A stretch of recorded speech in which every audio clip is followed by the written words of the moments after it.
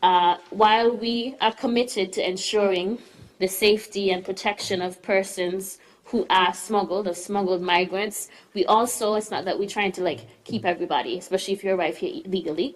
So there is due process in terms of returning smuggled migrants to states that they are known to have some sort of tie to, whether they're citizens of another state or have already received asylum or refugee in another state. So this bill, I want to make it clear that this bill actually also outlines the processes related to the return of smuggled migrants. And when it comes to the Ministry of Social Development and Gender Affairs and Social Services, that is usually placed the responsibility of caring for smuggled migrants, the first question is always, so when are they going to leave? What are we going to do? And how do we facilitate the process of them moving on? Because again, of course, there is a cost for every individual, every smuggled migrant that the state has to bear. If there are children involved, we have to make sure those children get access to education and are put into school, because it is the law that all minors are to be in school, whether you are here legally or otherwise. You need to make sure your child is educated. That is the right that we want to ensure. So, you know, it is a cost, but so it's very good to see that in addition to penalties that are included in terms of the offenses for persons who are smuggling migrants, that we also have clearly outlined processes in this bill related to the return of smuggled migrants, and that up until that point where that is determined, that the state also recognizes and will, of course, respect the protection and human rights of persons who are smuggled,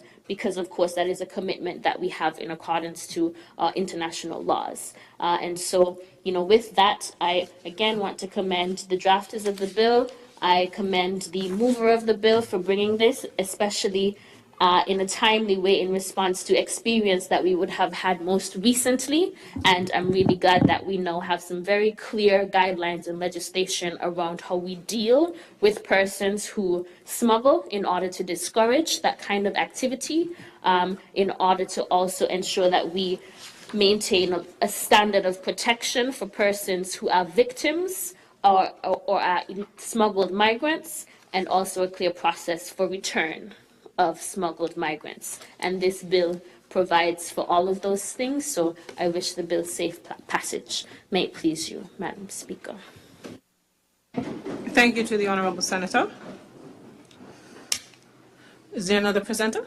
I recognize the Honourable Senator Latoya Jones.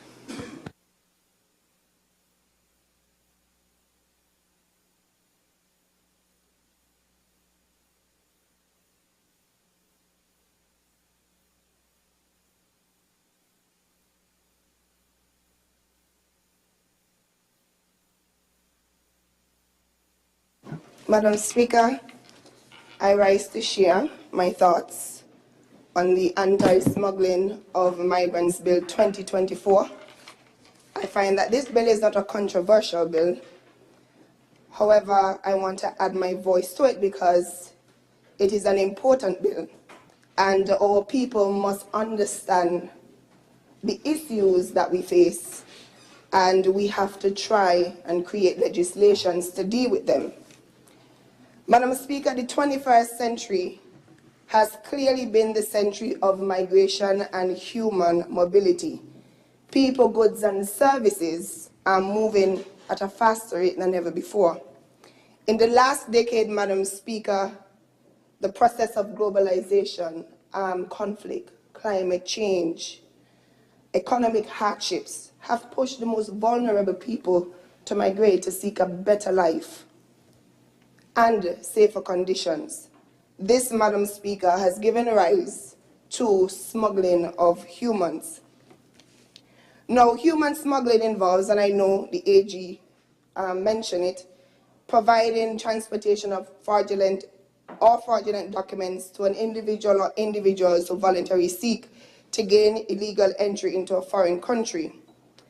I also want to say that the crime may begin as human smuggling, but it can quickly turn into human trafficking, which involves the exploitation of men, women, children for forced labor or even for sexual exploitation.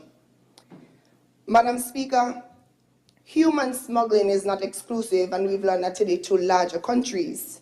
I know when we look at the news, we often see African migrants journeying across the vast sea to get to Europe. But we've seen it here, and AG has mentioned it. I could recall on Boxing Day, I think it was 2021, 17 Haitians came ashore in Nevis. I think it was in September of 2022. 15 came ashore at Gallows Bay in Nevis. And there have been similar instances in St. Kitts. I'm aware, I think it was in September 2023. 10 nationals from Haiti were caught close to the coastline in Half Moon in Frigate Bay. So smuggling is not just international or for larger countries, it's happening here. And so we want our people to understand and to be mindful and to be careful and on the lookout for these things. Madam Speaker, the whole idea behind human smuggling is that the smugglers bring non-citizens to our shores by evading our immigration laws and unlawfully transporting persons under the radar. They provide fake identification documents for those who are being smuggled, they alter and falsify legitimate documents, and they even steal persons' identity. They charge vulnerable individuals lots of money for them to be smuggled. They transport them in unsafe conditions. They are not concerned about the safety or well-being of these individuals. They are merely concerned about being paid. Madam Speaker, persons may be of the misguided view that the smuggling of humans is an innocent undertaking that has very little impact on those who are being smuggled into our countries. But this is the furthest thing from the truth.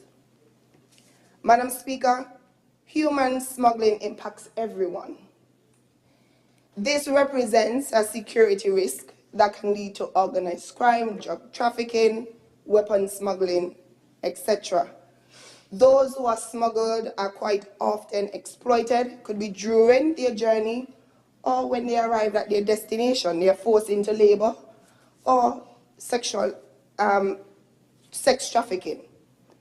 Smuggling routes and conditions are hazardous and expose people to health hazards. The conditions are normally unsanitary and conducive to the spread of diseases, and we don't want that to happen here in our country, Madam Speaker. The migrants and their families have to pay exorbitant sums, and the AG mentioned it, to be smuggled, money that they can hardly afford to lose. Additionally, Madam Speaker, if caught, the host country have to house, feed, clothe them, and it is quite expensive. I think the AG mentioned we've spent over 100,000, hundreds of thousands of dollars. And so we have to understand this issue that we face and how much it could cost us. Madam Speaker, over the years, the smugglers have become more sophisticated and it's become more challenging to catch them. This is because human smuggling is run like a business. It has become complex, it is extensive. It increases daily because of high profits involved and the low risk of being caught. I know the AG mentioned that a boat captain was caught. I think he spent a short time in prison. But the boat captain is just one person in a big scheme. So it is to make the connection and link it to the bigger person. But Madam Speaker, smugglers have set up networks that involve recruiters, middlemen, boat captains, persons who provide illegal travel documents, etc. Smugglers today, they have utilized and misused technology, thus reducing their risk of being detected. They limit face-to-face contact, and now they're using online to do their business. So, in other words, it makes it difficult for us to trace them. And that is something that we have to find a way around.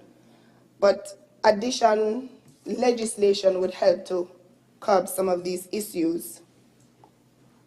Madam Speaker, their platforms are professionally run and they use the darknet, like they say, to hide their identity. Being anonymous makes the criminals difficult to trace. They hide behind fake names and use encrypted communication methods, posing a great challenge to law enforcement. Madam Speaker, it goes without saying, and I will say it again, that stronger legislation helps in curbing human smuggling. Today's piece of legislation is indeed an important milestone that complements existing legislation that can help to prevent human smuggling. This legislation will hopefully act as a major deterrent for smugglers who put vulnerable people at risk. With these few words, may it please you, Madam Speaker.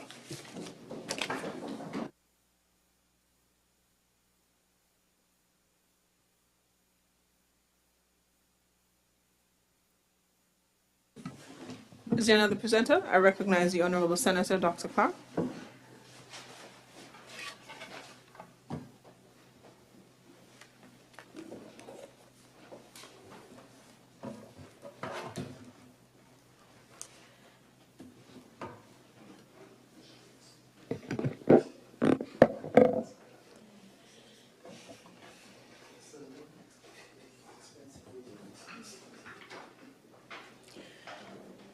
Madam Speaker, I rise to support this bill and bring further context from the reasons driving migration, in particular climate migration and displacement.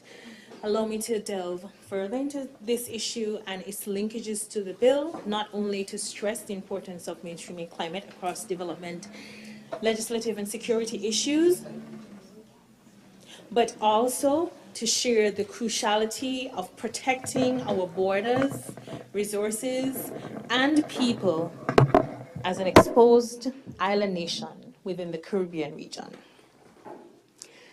The global impacts of the climate crisis are not evenly experienced. Some countries, in particular, low to middle income countries, experience the consequences of the climate crisis more acutely than high income countries where buffers and safety nets are built into their economies.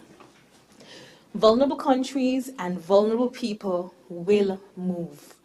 Humans have been on the move for millennia. So migration, as this bill clearly outlines, is not the problem. And this piece of legislation, is not a migration management piece of legislation, but speaks more importantly to national security and criminal justice. Vulnerable people, when they move, migrants, they're moving because of experiences which are just too grave to manage. Agricultural decline, economic fallout, national security. In fact, current research has linked countries experiencing unrest and national security issues, especially in some African nations, with the climate crisis. And this is either water scarcity that is experienced as food scarcity, it forces people to move, or food insecurity, which is then experienced as national security. Groups fight over resources. And we can come closer home to Haiti, where this is a gruesome reality. The climate crisis is directly linked to national security and the protection of our borders. Every day when we turn on the news, the European countries, America and Mexico, Africa and Europe, the Caribbean, we are facing increasing threats of migration. But what has become more problematic is the illegal smuggling of migrants. What we're doing here today is protecting the rights of migrants who move. It's their right, but protecting them against the illegal smuggling, protecting our country and our resources, protecting them against being abused financially families being separated, and lives lost due to the illegal smuggling that happens under very perilous environmental conditions exacerbated by a changing climate, a warmer climate, rising seas, perilous seas, unnavigable seas. In fact, just recently, Al Jazeera News confirmed that increasing climate pressures will see an increase in migration and, unfortunately, an increase in smuggling under perilous conditions, and I quote, where migrants being smuggled will be exposed to unbearable warmer summer temperatures. Lives are expected to be lost. If we take a quick read of headlines globally, we're seeing refugees' hopes to be acquitted are appealed. Anxious Zimbabwean and migrants smugglers are being watched. Migrants are younger. Illegal smuggling increases. Perils of climate crisis and national security and migration. African refugees bought, sold, and murdered. And I can continue. The realities are such that each country, each region are making moves to protect their borders, to protect migrants, and to prevent illegal smuggling. As such, it is important that we support this very critical bill, that we protect our borders, that we protect our resources, as the Honourable Senator outlined on both sides of this Parliament. That support for this bill is a recognition that as the climate changes, as the world changes, as security risks increase, countries and states must make appropriate legislation to protect their borders. With that, Madam Speaker, I wish this bill safe passage through this Honourable House. Thank you. Thank you to the Honourable Senator. Clerk? I recognize the Honourable Member for St. Christopher 3.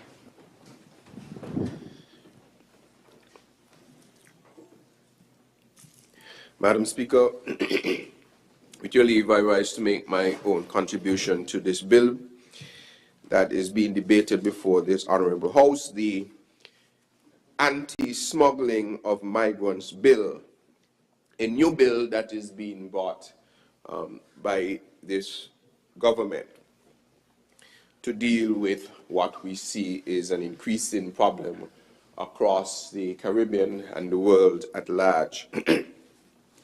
Madam Speaker, due to the hidden nature of smuggling, there is no real way to come up with actual statistics to inform us as to the breadth and length of smuggling across the region or the world. Back in 2016 or thereabout, it was estimated that about 2.5 million migrants were smuggled in exchange for an estimated 5 to 5.7 billion US dollars.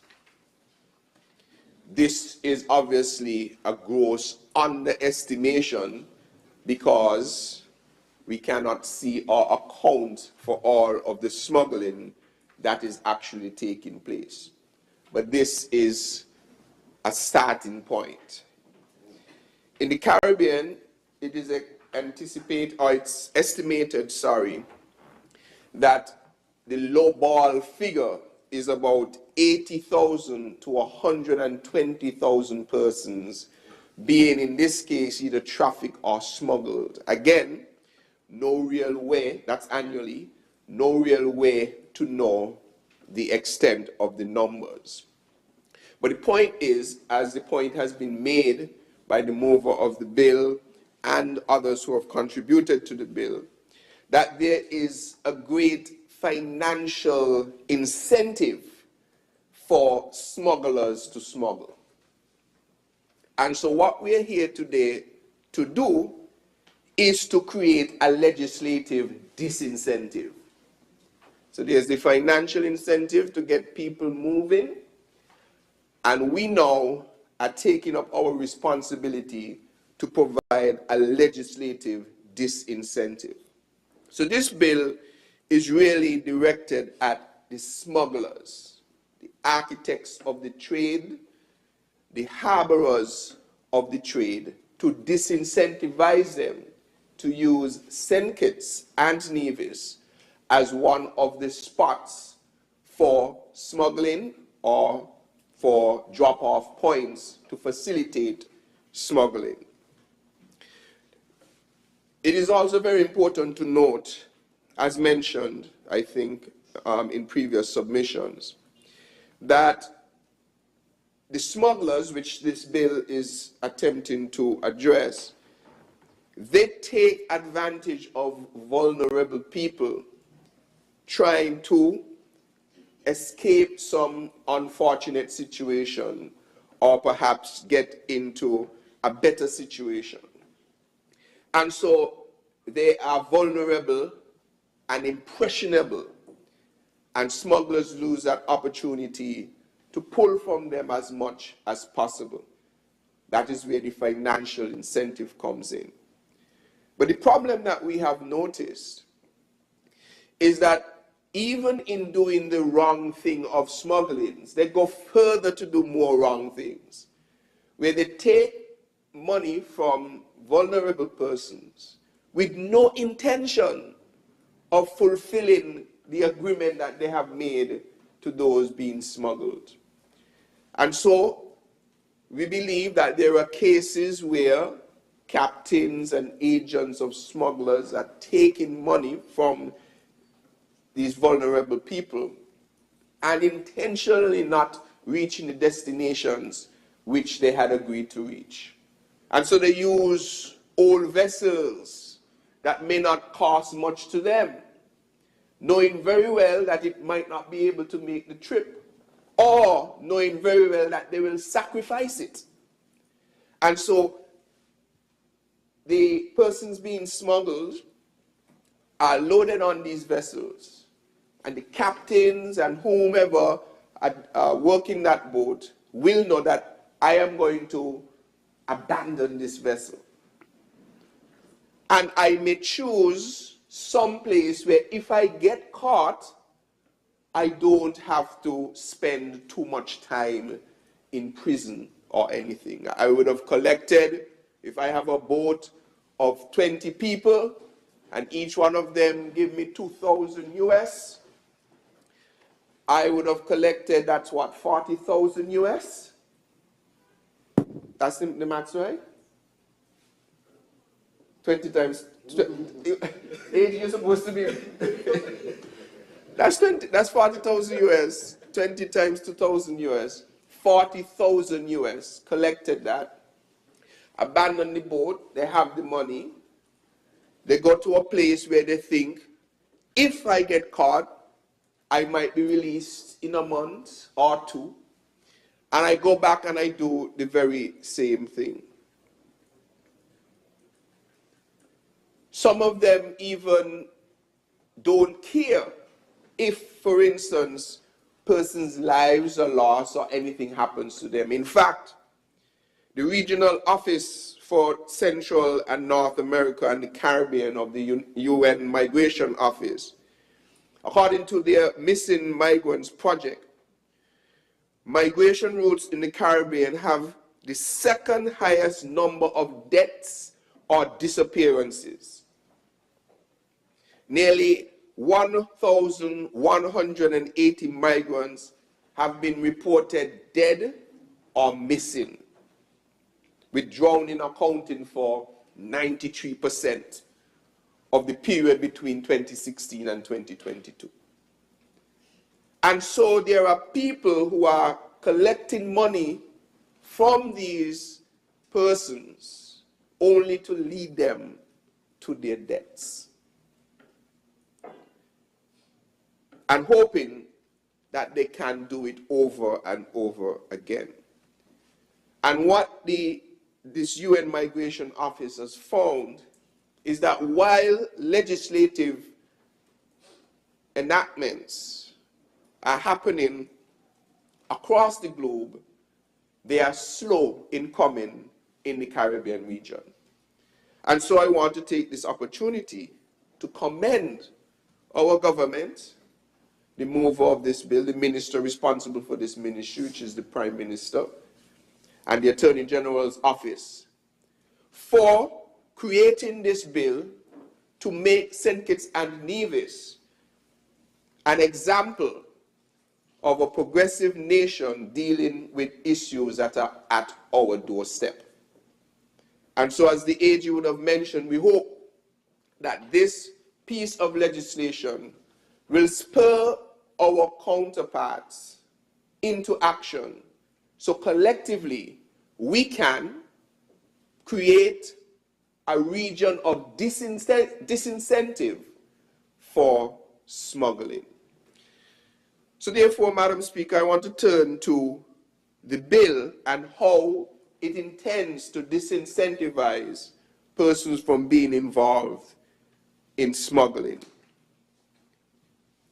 If we turn to part 3 of the legislation before us, and it deals with the offenses of smuggling of migrants. I want to take the opportunity, because sometimes in the debates, when people are listening, they don't get the time to go and read the legislation that is before this Honorable House. And so I want to read a bit of the law, the proposed law, so that persons can understand what the bill is trying to accomplish. So under Section 8, which is in Part 3 of this bill, a person who, with intent to obtain directly or indirectly a financial or other material benefit, so any sort of benefit at all, whether we could count it in money or something else, engages in 1. Conduct preliminary to smuggling by sea or air or of persons who are not citizens or legal residents of St. Christopher and Nevis by not complying with the requirements for legal entry pursuant to the provisions of the Immigration Act, or smuggling by sea or air of persons who are not citizens or legal residents of St. Christopher and Nevis, while engaging in conduct referred to in paragraph above, produces fraudulent travel or identity document, or procures, provides, or possesses the document referred to in subparagraph 1, or arranges to have a person who is not a citizen or legal resident of St. Christopher and Nevis to remain in St. Christopher and Nevis in contravention of the requirements set out in the Immigration Act, commits the offense of smuggling of persons.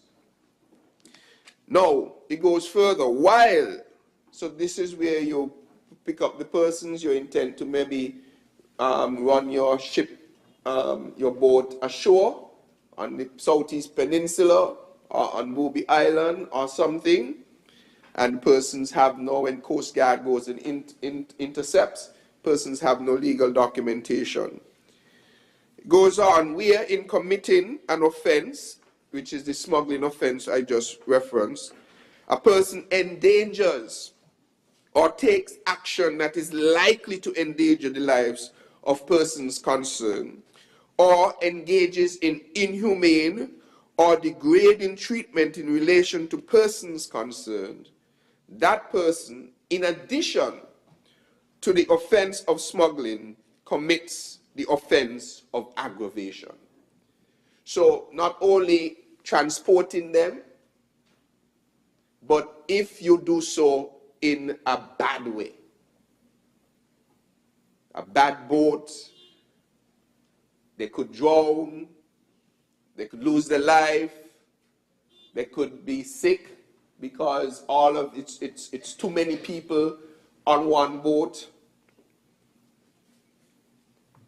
So it goes on that where evidence is found that a vessel is engaged in smuggling of migrants by sea, the vessel may be seized and forfeited. Now, what are the penalties? A person who commits an offense of smuggling under this section, remember the first one I read was smuggling, shall be liable on summary conviction to a fine of $200,000 or imprisonment for 8 years or both. And on conviction, an indictment to a fine of $300,000 or imprisonment for 15 years or both. So now a captain must know that the vicinity of St. Kitts and Nevis is a no-go. Because if I'm on a small boat charging persons 2,000 US and it's only 20 of them that can fit on the boat, which is around the number we usually see, that's 40,000 US. If you get catch, you have to pay at least 200,000 or maybe even 300,000 EC dollars and spend between 8 and 15 years in prison. Now imagine if we were able to create a belt of disincentive across the region like that, to join others.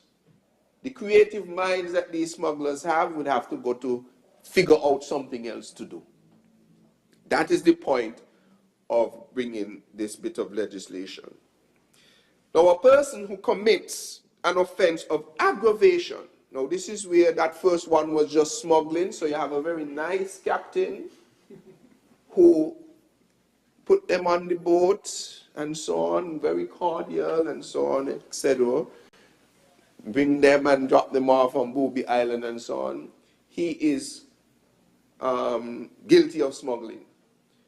But then you have the don't care one who do a beat up boat and have the occupants of the vessel throwing out water as the boat moving, with the threat of them drowning. That person can be guilty of aggravation. And under this section, a person who commits an offense of aggravation under this section shall be liable on summary conviction to a fine of $250,000 or imprisonment for 12 years or both. And on conviction on indictment to a fine of $500,000 or imprisonment for 20 years or both. And they can be charged for the two things, correct? AG? Yes, alternative. Yes. They can be charged for the two things at the same time, or it's Aggravation and the other? yes. Yeah, alternatively. Oh, you So got- you could charge with aggravation, and if aggravation fails, they can then be... Okay. All right. That's the lawyer talk. Because the speaker understands immediately what he said.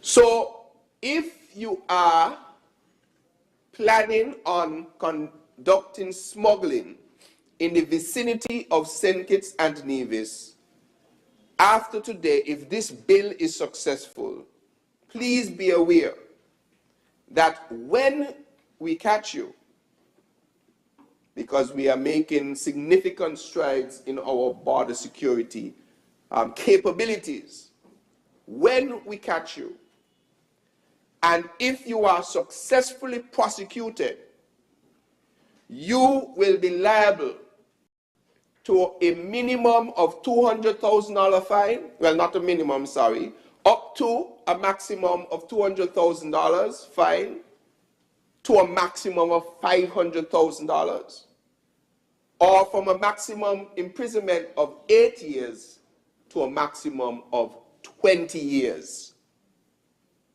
No smuggling allowed in the vicinity of St. Kitts and Nevis. And we could seize the boat and any property therein. So this is a strong statement that the government of St. Kitts and Nevis is making, and we are inviting our colleagues in the region to join us.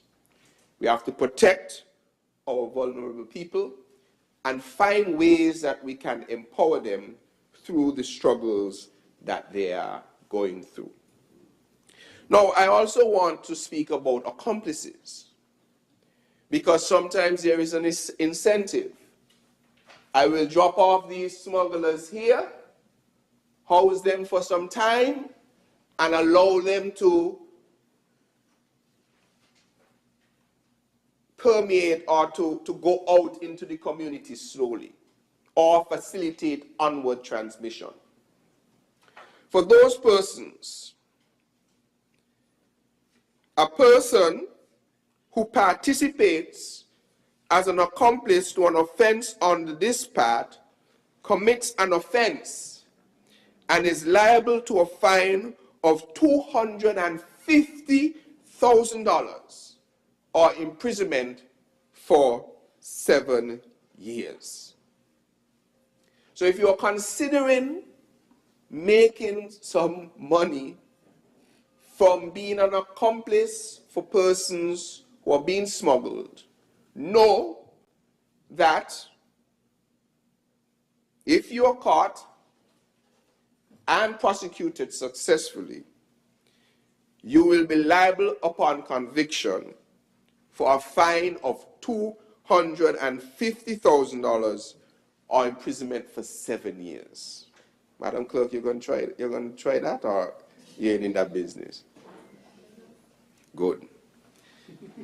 What about the person who, not the captain, maybe, or not even the accomplice holding, but they're directing, they're sending messages, they're making calls, they're facilitating, they're organizing, they're directing what's happening.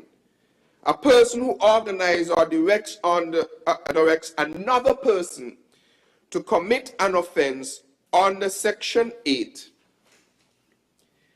commits an offense and is liable on conviction to a fine of $250,000 or to imprisonment for 7 years.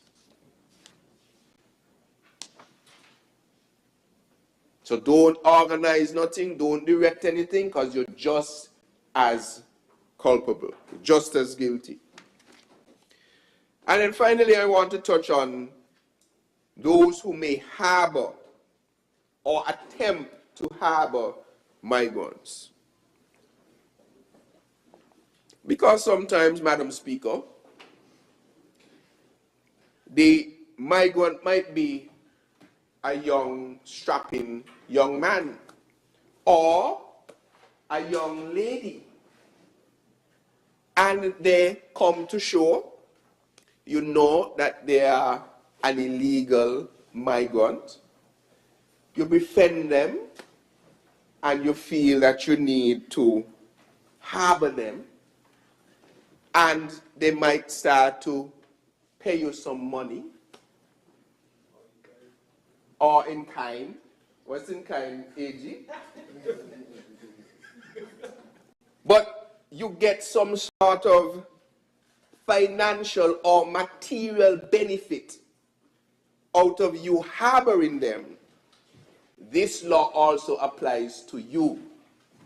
So any person who intentionally, in order to obtain directly or indirectly a financial or other material benefit, and for the purpose of exploitation, whether by himself or another person, harbors or attempts to harbor a person, commits an offense and is liable on conviction to a fine not exceeding $100,000 or to imprisonment for 2 years or to both. So don't harbor any illegal migrants. This law now applies to you. And so, Madam Speaker, the point of this bill is to be a disincentive for the smuggling trade. We do not know the true numbers of those who are smuggled. We do not know the true numbers of those who die or who are missing. We cannot measure it because it is an underground or attempts to be an underground trade.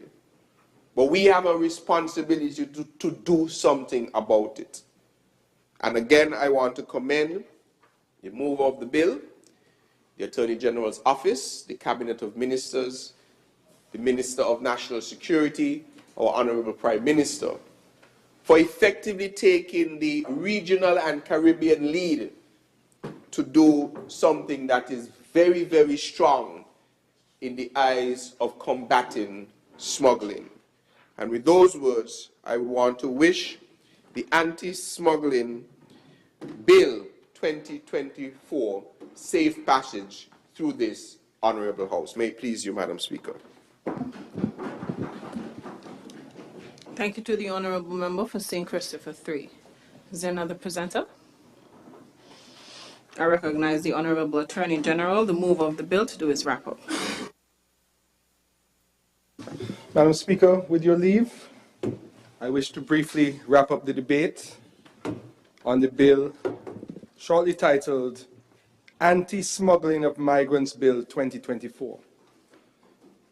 Madam Speaker, my colleagues have all made excellent contributions.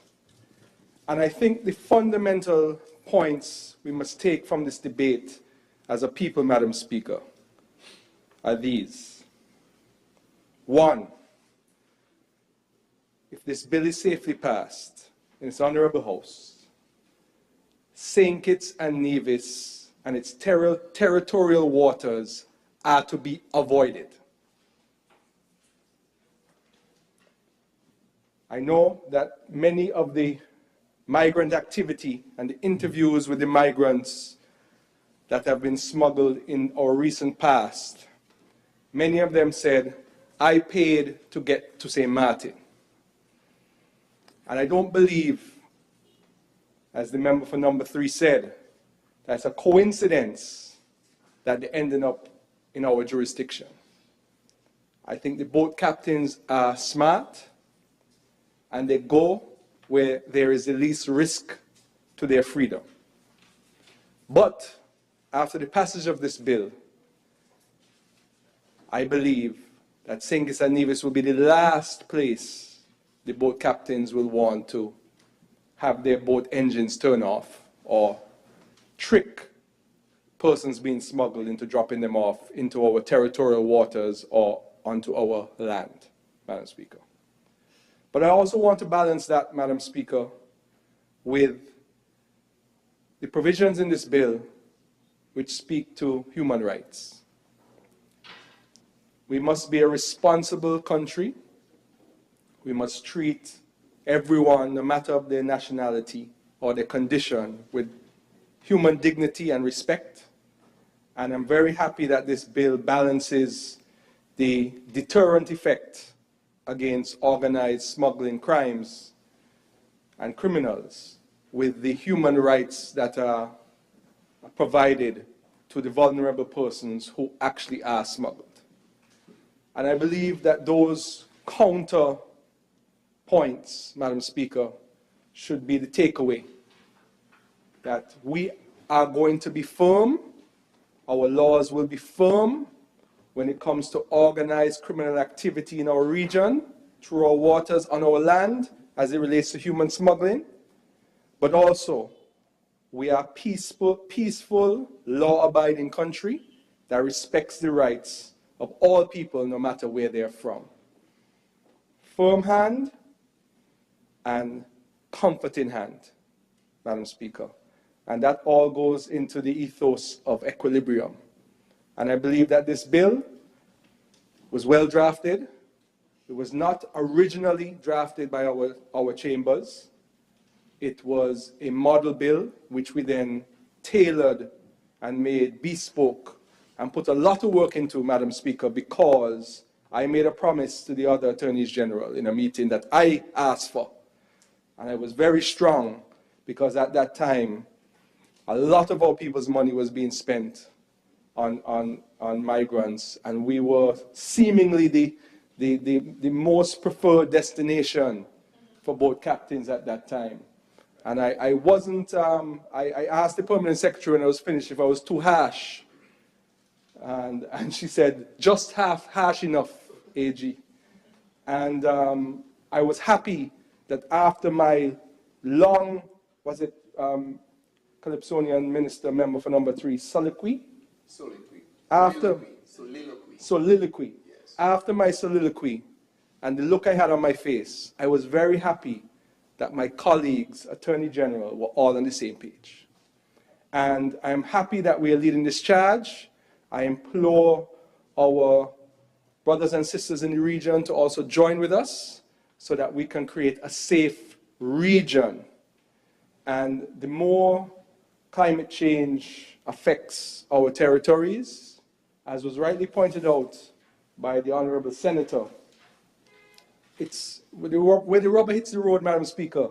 If you had a farm, and because of the lack of rainfall, your farm in your country can no longer produce money for you to take care of your family, you then try to seek other opportunities. And this is a reality that we're facing, and this is likely to increase the numbers of vulnerable persons as well as migrants who look for that opportunity to move to another jurisdiction. And it's important for us to have strong laws that discourage illegal migration when we have all of the various options available for legal migration, Madam Speaker. And with those brief words, Madam Speaker, I think with all that has been said from this side and the other side, that I believe, I suspect, I hope, I'm confident that this bill will receive safe passage when the vote is put to this Honourable House. May it please you, Madam Speaker. Thank you to the Honourable Attorney General, the mover of the bill, for his wrap-up. The question is that the bill shortly entitled Anti-Smuggling of Migrants Bill 2024 be read a second time. Those in favour? Aye. Those against? The ayes have it. A bill to give effect to the Protocol Against the Smuggling of Migrants by Land, Sea and Air, supplementing the United Nations Conventions Against Transnational Organized Crime, and to provide for related matters, otherwise known as the Anti-Smuggling of Migrants Bill 2024. The bill shortly entitled Anti-Smuggling of Migrants Bill 2024 has been read a second time. House moves to committee stage.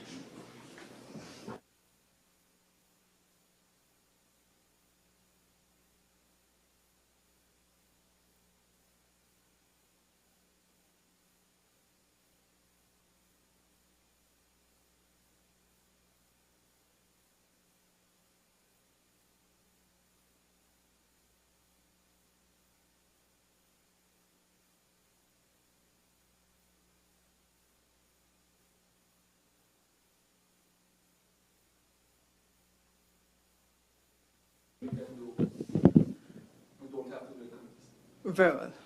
You may proceed, Madam Clerk. The arrangements of sections. I am not able to hear you. The arrangements of sections. The question is that the arrangement of sections stand part of the bill. Those in favour? Aye. Those against? The ayes have it. Clauses 1 through 5. The question is that clauses 1 through 5 stand part of the bill. Those in favour? Aye. Those against? The ayes have it. The enacting clause. The question is that the enacting clause stands part of the bill. Those in favour? Aye. Those against? The ayes have it. The title. The question is that the title stands part of the bill. Those in favour? Aye. Those against? The ayes have it. House resumes.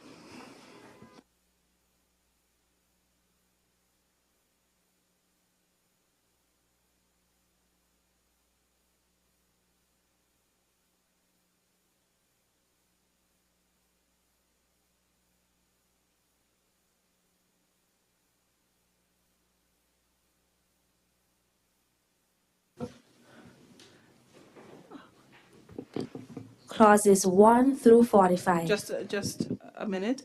We have to revert to committee stage. I apologize.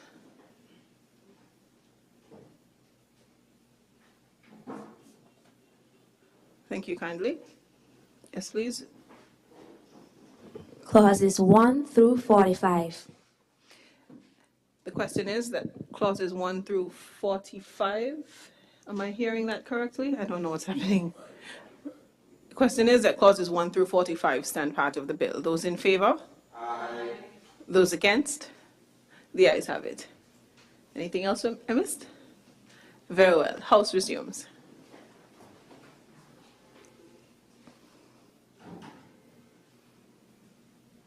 I recognize the Honorable Attorney General. Madam Speaker, with the bill safely passing through committee stage, I move for it to be read a third time and passed. I second that motion, Madam Speaker. The question is that the bill shortly entitled Anti-Smuggling of Migrants Bill 2024 be read a third time and passed into law. Those in favor? Aye. Those against? The ayes have it. A bill to give the effect to the protocol against the smuggling of migrants by land, sea, and air, supplementing the United Nations Convention against Transnational Organized Crime, and to provide for related matters, otherwise known as the Anti-Smuggling of Migrants Bill 2024. The bill shortly entitled Anti-Smuggling of Migrants Bill 2024 has been read a third time and passed into law.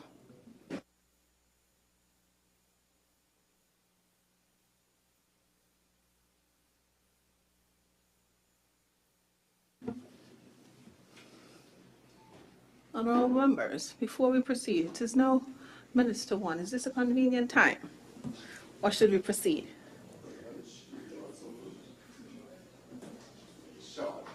Very well. Short in my estimation and perception of short, or short in relation to the usual? Objectively short. Very well. I recognize the Honorable Attorney General. Madam Speaker, I rise to have read for a second time and debated the bill shortly titled Immigration Amendment Bill 2024. Madam Speaker, this amendment bill is effectively to align with the Anti-Smuggling of Migrants Bill, which was just passed, Madam Speaker. It is what we call an ancillary amendment. The Immigration Act currently provides the following penalties. A person who smuggles or will, without lawful excuse, knowingly or recklessly conceals, harbors, or shields from detection any other person who is smuggled into or is otherwise in St. Kitts and Nevis in contravention of the Act, or who having entered St. Kitts and Nevis under the authority of a permit issued under Section 13.2 has contravened or fails to comply with any condition to which the permit is subject, is liable on summary conviction to a fine not exceeding $50,000 or to imprisonment for a term not exceeding 3 years or both. Similarly, there is an offense under the Immigration Act which states that anyone who knowingly or who is reckless of the fact that another person has been smuggled into St. Kitts and Nevis, or in respect of whom a deportation order is in force, without lawful excuse, does any of the following in further violation of the Act, that is, transports, moves, or attempts to transport or move that other person within St. Kitts and Nevis, engages in any conspiracy to commit any of the acts referred to in paragraph 1, or aids or abets the commission of any of the acts referred to in paragraph 1, is liable on summary conviction to a fine not exceeding $100,000 or to imprisonment for a term not exceeding 5 years or to both such fine and imprisonment.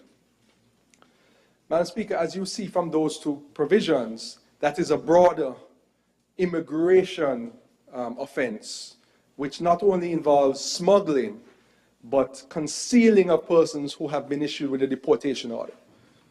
Typically, with smuggled persons, there would be no deportation order.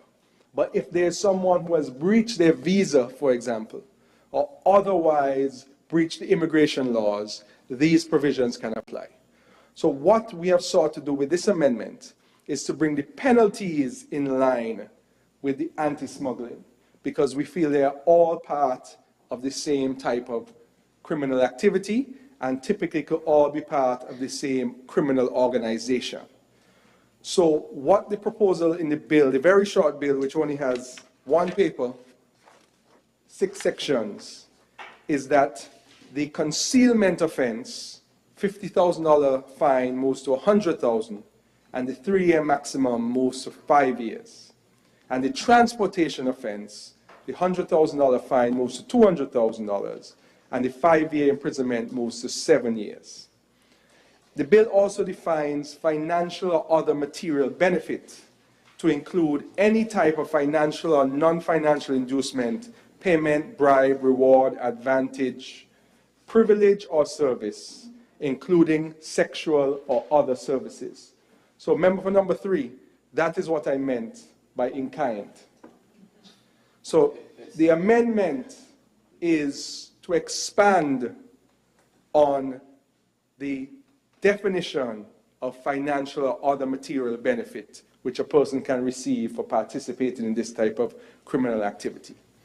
And the proposed penalty is meant to deter persons from participating in the ancillary smuggling activities that align with the offenses under and the penalties under the Anti-Smuggling of Migrants Bill, Madam Speaker. So it is extremely short, and the only other thing that this bill does, it is that it gives certain power to the Chief Immigration Officer that he or she, that post, did not have before. So there's an amendment to Section 27, which reads now, as proposed in the bill, in the exercise of his or her functions under this Act, an immigration officer shall act in accordance with the directions and instructions of the Chief Immigration Officer. Or what people may not remember is that the Immigration Office used to be within the police force. Then there was a separation and immigration became independent. This is an amendment to the Act which was not done during that process, which we're trying to fix. And the other one is an additional Section 27A, which has further to the provisions of Section 26, the Chief Immigration Officer shall be responsible for the investigation, arrest, and charging of persons who commit offenses under this Act. And in exercise of his or her powers pursuant to subsection 1, the Chief Immigration Officer may consult and collaborate with the Commissioner of Police in such manner as the Chief Immigration Officer may deem fit. So the bill also gives power to the person who's actually in charge of immigration, Madam Speaker, the Chief Immigration Officer. And that is the extent of the bill.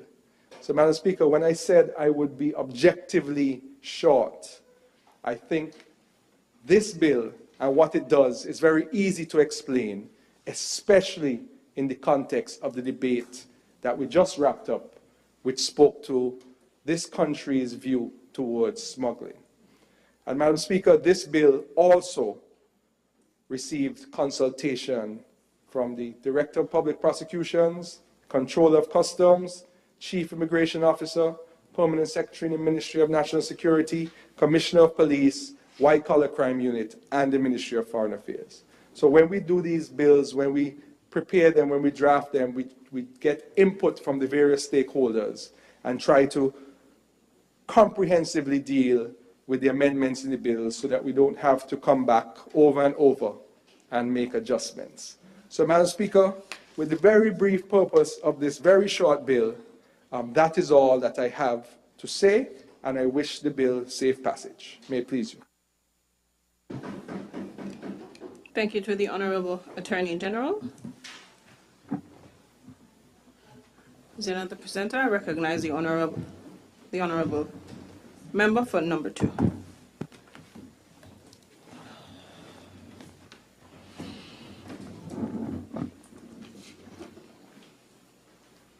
Speaker, thank you. I rise at this time to second the reading of the bill and, of course, to lend my voice as to how the proposed amendments impact one of the ministries I lead, particularly tourism. Before I proceed, though, I want to commend the mover of the bill and the contributors to the previous bill, which which was successfully passed in this honorable house, that is the Anti-Smuggling of Migrants Bill.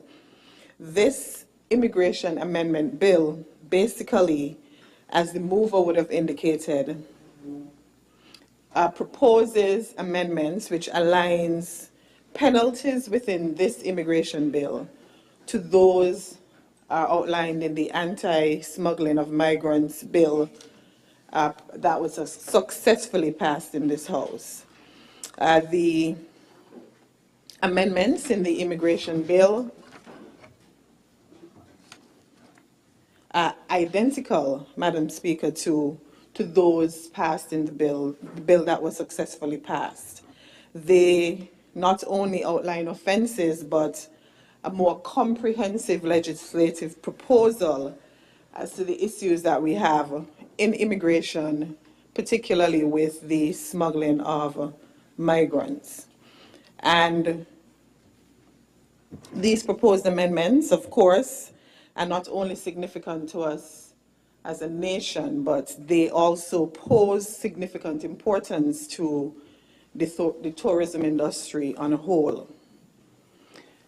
Now, Madam Speaker, tourism, the industry in tourism, of course, thrives in an environment of safety and security. And the proposed amendments, of course, in this immigration bill, whereby, and the amendments particularly in section 27 and section 32, whereby in this bill, it's section 6, where it amends section 32 and increases the penalty from 50, it says in section 32, it increases the penalty in section 32, in subsection 1, by replacing the expression 50 with the expression of 100, and in subsection 2, by replacing the expression of 100 with the expression of 250. It also gives, in section 27, as the mover says, it expands the jurisdiction of the chief immigration officer by allowing him or her to have the responsibility of investigating, arresting, charging of persons who commit offenses under the bill, under the act, the substantive act. Now, in tourism, the industry, as I said, thrives on the issues of safety and security. If, for example, visitors or even industry partners are not satisfied with the issues of safety and security in our destination, it is likely that we're not going to get flights. So in tourism, we have the Civil Aviation Department, and I want to take this opportunity to commend them for the hard work and their dedication to the industry and to the government and the people of St. Kitts and Nevis on a whole. But the Civil Aviation Department, they regulate aviation in the industry. And then we have those who work in the Maritime Department. They too are responsible for the safety and security at our seaports and at our cruise ports.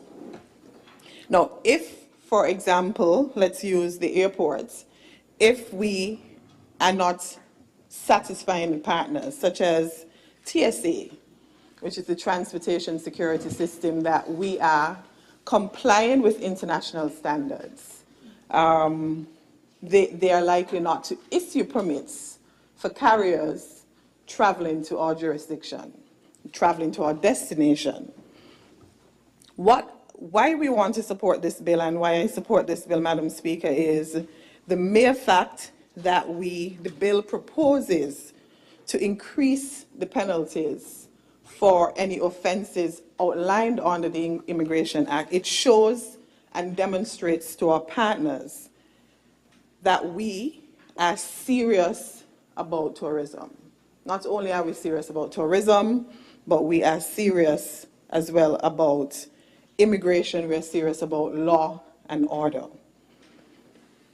And so we had an incident over on the weekend. Even in tourism, we have an agency called the Urban Development Corporation, and we have a marina there. And we've been saying to, the persons who work there, particularly in security, we've been reiterating the importance of safety, security, compliance with laws such as the immigration laws. We work closely with different agencies in tourism, such as customs and immigration. And so we've been investing time and resources into ensuring that we understand our mandate and how we work together, and the importance, therefore, of complying with immigration laws. And so on the weekend, we had an incident, and I am happy to report, Madam Speaker, that we worked closely at the marina, the UDC Marina, with the Immigration Department, particularly the Chief Immigration Officer, whose jurisdiction was expanded by virtue of this Act, Section 27. He did a thorough investigation with the staff at UDC, which resulted in an incident being resolved and resolved properly. It is for reasons like this, Madam Speaker, that even though the amendments relate to immigration, they touch and concern the tourism industry. And I think that the sections proposed, the amendments, not only increases confidence of our industry partners, such as TSA and the IMO, ICAO, and all the other partners we work with in tourism. Not only does it increase the sections, the proposed amendments, increase the confidence, can result in an increase in confidence of our industry and our destination with our industry partners, but I also support this section and the proposed amendments because it helps us in executing our mandates. And so, Madam Speaker, I wish to say that I support it's a very non-controversial bill. It just, like I said, and the mover says, expands the jurisdiction of the Chief Immigration Officer and increases penalties. It essentially just aligns what the penalties are in the Immigration Act with those outlined in the previously debated legislation, which is the Anti-Smuggling of Migrants Bill, successfully passed. And so I support the bill. Madam Speaker, it helps us with our agenda, like I said, in promoting responsible tourism, and I wish the bill safe passage through this honourable House. Thank you to the honourable member for St. Christopher II, seconder of the bill. Is there another presenter? I recognize the Honourable Attorney General, mover of the bill, to do his wrap-up. Madam Speaker, with your leave, I wish to wrap up the debate on this very short, but as my colleague, my learned friend and member for number 2, and excellent tourism minister, has said, the bill is very short, but it's important. And Madam Speaker, I think we have been able to effectively discharge our duty to the people of this country, which is to explain to them what we come here to do and what the black words on white paper say, and why it's important for us to spend our time debating, drafting, and passing legislation such as this. So I have nothing else to add, Madam Speaker, but to wish this bill safe passage through this Honourable House. Thank you, Honourable Attorney General. The question is that the Immigration Amendment Bill 2024 be read a second time. Those in favour? Aye. Those against? The ayes have it. A bill to amend the Immigration Act, Cap 6.02, and for related matters, otherwise known as the Immigration Amendment Bill 2024. The bill shortly entitled Immigration Amendment Bill 2024 has been read a second time. House moves to committee stage.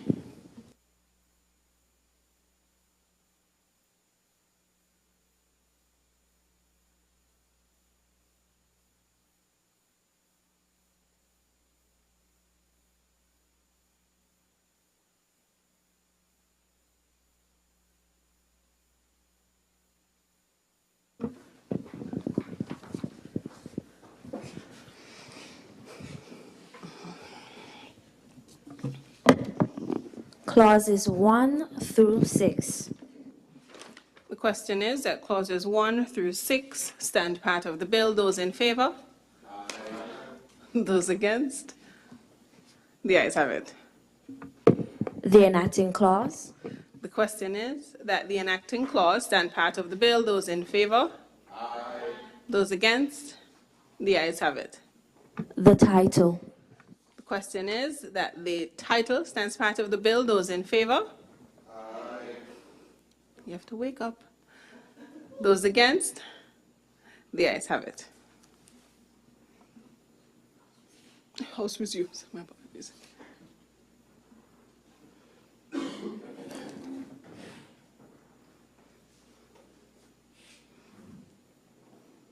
House resumes. I recognize the Honourable Attorney General. Madam Speaker, I rise to report that the bill, shortly titled Immigration Amendment Bill 2024, has passed through committee stage without amendments, and I now move that the bill, shortly titled Immigration Amendment Bill 2024, be read a third time and pass. May it please you. Seconder? Madam Speaker, I rise to second the motion. The question is that the bill shortly entitled Immigration Amendment Bill 2024 be read a third time and passed into law. Those in favour? Aye. Those against? The ayes have it. A bill to amend the Immigration Act, Cap 6.02, and for related matters, otherwise known as the Immigration Amendment Bill 2024. The bill shortly entitled Immigration Amendment Bill 2024 has been read a third time and passed into law.